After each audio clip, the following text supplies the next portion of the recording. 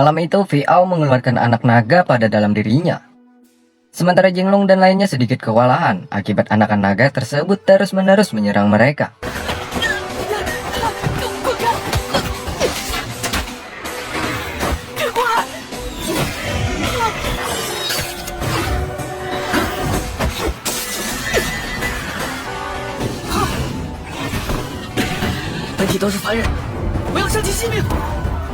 Bahkan semua prajurit yang ada di sana juga ikut terkena hipnotis sehingga mereka menyerang Jinglong dan lainnya.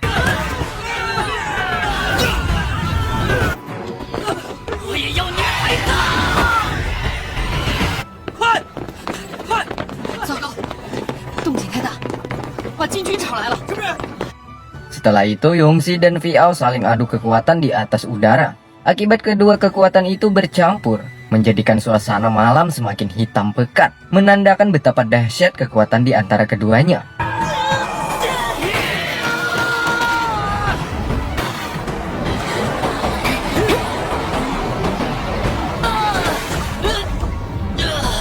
Saat disinilah Muyagin mencoba untuk membantu Yongxi. Namun lagi-lagi Viao mampu bertahan dan ia langsung melayangkan serangan ke arah Hongjun. Dan tiba-tiba pedang Jinglong menembus dari arah belakang.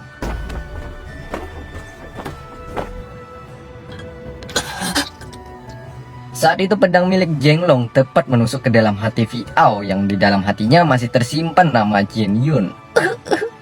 Pada akhirnya Viao lenyap menjadi debu.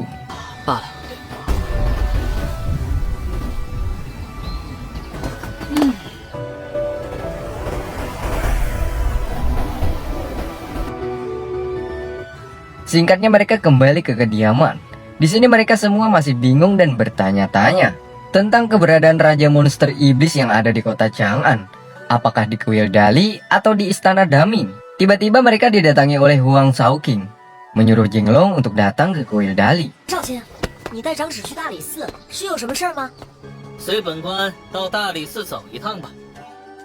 Sesampainya di sana, bukannya diberi sambutan dengan hangat, Jinglong malah dianggap sudah gila. Karena mereka semua tak percaya dengan iblis. Jika berita ini sampai kepada para penduduk, maka akan mengakibatkan kekhawatiran semakin besar.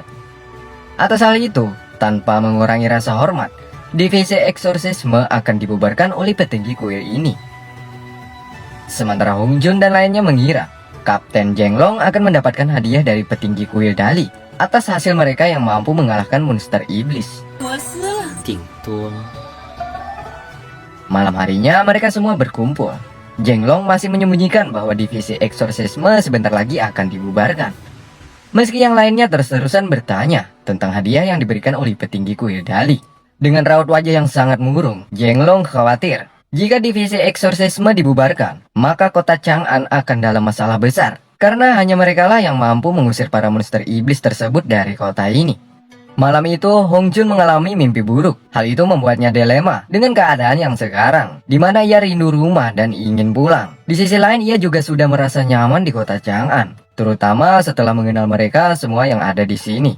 Selain itu, mereka juga membahas tentang lahirnya monster iblis. Hongjun mengatakan kepada Jinglong, lahirnya iblis karena ada permusuhan dan penderitaan, di mana penderitaan tersebut awal mulanya datang dari takdir manusia. Pertama lahir, tua, sakit, pertemuan, perpisahan, dan terakhir mati. Keempat lima takdir itu menimbulkan aura jahat yang berkumpul, lalu menyatu menjadi sesosok monster iblis. Sementara Jinglong, bagaimanapun ia harus melanjutkan misi Digong mengusir semua monster iblis yang ada di China, terutama di kota Chang'an. Siang harinya mereka berkumpul. Di sini kita akan mengetahui betapa hebatnya pedang milik Jinglong. Meski dia hanyalah seorang manusia, namun ia memiliki sebuah pedang yang kekuatannya menyamai dengan pisau belumerak milik Hongjun, yang pada dasarnya bukan seorang manusia.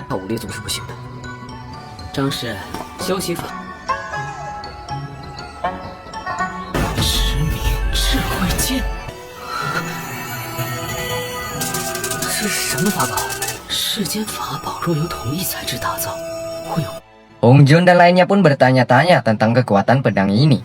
Pedang warisan dari Digong ini bernama pedang bijaksana Cimeng. Satu batang memiliki dua sisi, di mana di kedua sisi pedang tersebut memiliki dua kekuatan, yakni bijaksana dan amarah. Selain itu, pedang ini mengandung perisai terkuat di dunia, yakni perisai cahaya 5 warna.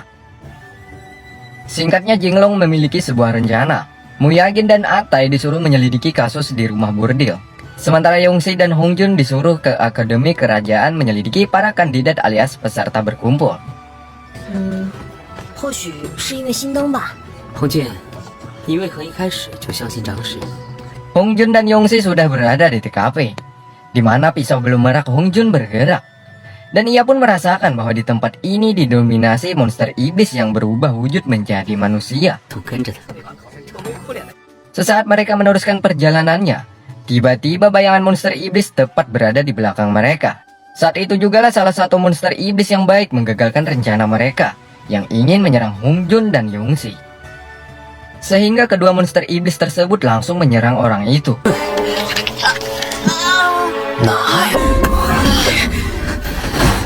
Karena tak ingin rencana mereka terbongkar, Hongjun dan Yongxi menahan diri agar tidak langsung menyerang mereka. Hanking namanya adalah monster iblis yang baik. Ia kala itu mengajak Hongjun besok hari untuk bertemu di jembatan Lisou. 别伤心了。收拾完再来测听。这件拜见先生。那 Sementara dua monster iblis tadi, mereka sudah mengetahui bahwa Hongjun dan Yongxi berasal dari divisi eksorsisme. 单个刚安顿好。 Malam harinya mereka berkumpul untuk melaporkan tugas mereka masing-masing, di mana Muyagin dan Atai di rumah bordil tidak menemukan apa-apa. Sedangkan Hongjun dan Yongxi menemukan ratusan monster iblis yang sedang mengikuti program akademi di kerajaan. Sampai di sini kita akan mengetahui tujuan Raja Monster Iblis untuk menguasai kota Chang'an, kemudian menjadi raja di sini. Jinglong tak tinggal diam. Ia dan lainnya merencanakan sesuatu untuk mengusir semua monster iblis sebelum dimulainya hari ujian di akademi kerajaan. 这今晚我会盯紧国子监，以免有异变，得尽快查清哪些考生是狐妖所化。考期临近，若狐妖通过会试，很快就会占据官场，到时候会是谁呢？除掉狐妖后，主使人总会出面。 Sementara di tempat kerajaan monster iblis, mereka sudah mengetahui bahwa tim divisi eksorsisme sudah mengetahui tentang keberadaan anak buahnya, yakni di akademi kerajaan. Kala itu sang raja monster menyuruh seseorang yang masih belum diketahui namanya untuk melakukan sebuah rencananya. Pertama-tama mereka ingin menjatuhkan Jinglong dan bawahannya. Setelahnya mereka menguasai kota Chang'an. Siang harinya, Jinglong mendapatkan sebuah pesan bahwa ujian di akademi kerajaan lebih dimajukan dari jadwal sebelumnya. Hal ini tentunya menambah kecurigaan bahwa di istana Daming ada seseorang yang berkhianat. Jinglong pun memiliki sebuah rencana untuk secepatnya mengakhiri semua ini. 秋试提前3日。 Atai dan Yongxi disuruh untuk mengawasi akademi kerajaan. Hongjun menyiapkan ramuan obat. Kemudian Muyagin akan menaburkan ramuan tersebut ke sebuah makanan yang akan diberikan kepada monster iblis yang ada di sana. Singkatnya, Hongjun bertemu dengan Hanking di jembatan Lisou. Ia kala itu memberikan sebuah kalung agar nantinya mengetahui bahwa dia adalah Hanking saat dimana rencana mereka berjalan. Malam harinya Jinglong memerintahkan semuanya jika sudah mendapatkan para monster iblis tersebut, maka akan membakarnya. Hal itu membuat Hongjun sedikit khawatir, di mana ia meminta kepada Jinglong untuk membebaskan Hanking nantinya. 不能放过一些吗？抓住狐狸后要怎么处置？ Pagi harinya, Muyagin sudah menjalankan misi rahasianya, yakni menaburkan ramuan kepada para monster iblis. Kemudian mereka nantinya akan melakukan sebuah rencana, yakni menyamar sebagai anggota akademi. Dan tibalah saatnya, mereka semua beraksi dengan memakai kaos akademi. Sesaat mau masuk ke dalam tempat ini, tiba-tiba mereka dikejutkan dengan kedatangan Gao Lixi. 特意增派兵力，确保会试顺利进。高将军， Dia adalah tangan kanan sang kaisar Yixing. Nantinya Gao Lixi akan memantau agar ujian berjalan dengan lancar. Sementara Jinglong dan lainnya menaburkan suatu ramuan ke dalam makanan para peserta yang mengikuti ujian. Jika orang itu seorang iblis, maka dengan otomatis orang tersebut akan berubah menjadi wujud aslinya. 四角变作标记，4都没问题。 Singkatnya mereka diketahui oleh Gao Lixi telah menyusup ke tempat ini tanpa izin. Gao Lixi yang tak percaya dengan hal mistis, ia menyuruh bawahannya untuk menghajar Jenglong dan lainnya, karena telah berani menyusup ke tempat ini. 你的这些下属也要跟着你死罪，你忘了驱魔司已经被下令解散？他们的目的就是占据朝堂，谋夺长安。你才胡言！李景龙，你干什么？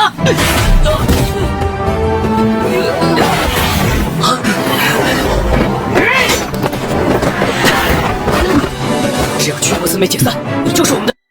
Setelah cukup lama perkelahian, akhirnya Jenglong dan lainnya mampu mengalahkan bawahan Gao Lixi. Kemudian Jenglong memperlihatkan bukti kepada Gao Lixi, di mana kala itu Gao Lixi terkejut melihat ratusan peserta berubah menjadi seekor rubah iblis. 给我也踹一扇呗！踹吧。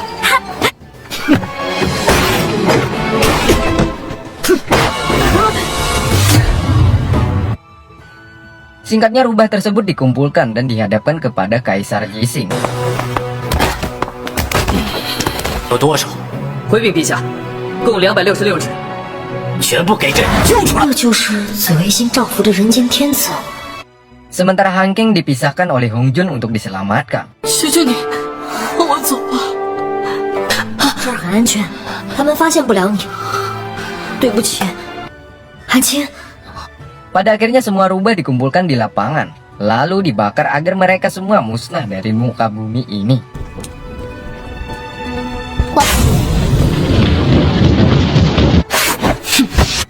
Singkatnya mereka kembali menghadap kepada Kaisar Jixing, di mana Jenglong melaporkan bahwa terdapat 260 lebih rubah iblis yang menyelinap menjadi peserta ujian akademi. Di sini terdapat beberapa petinggi juga berkumpul, salah satunya Nyonya Gao. Terlihat di wajah mereka seperti menyimpan sebuah rahasia. Kemudian Kaisar Jixing memerintahkan Jenglong untuk menangkap dan membongkar sampai ke akar-akar atas kejadian ini. Kaisar Jixing ingin tahu siapa dan apa tujuan monster iblis tersebut sehingga mereka datang ke kota Chang'an. Sampai di sini kita juga mengetahui bahwa Atai adalah seorang pangeran Persia yang diutus untuk menyelamatkan kota Chang'an. Artinya Jenglong didampingi para pendekar-pendekar hebat. Sehingga Kaisar Jixing sangat yakin Jenglong akan mudah melakukan tugas ini. Sementara Hong Jun dan Jenglong kala itu ia membebaskan Han King.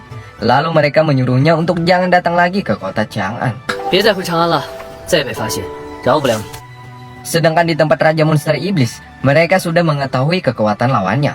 Selain Jenglong pemilik pedang warisan Digung, dirinya juga dilindungi oleh reinkarnasi iblis. Meski begitu, Raja Monster Iblis sangat yakin mampu mengalahkan mereka. Saat itu ia menyuruh seseorang yang masih belum diketahui namanya untuk menyerang kota Chang'an dengan sihirnya. Sementara Jenglong dan lainnya pergi ke rumah bordil untuk menyelidiki kasus ini. Mereka semua disambut hangat oleh orang-orang di sana. Selain itu ada sesosok wanita misterius menggunakan penutup mulut yang menatap tajam ke arah mereka.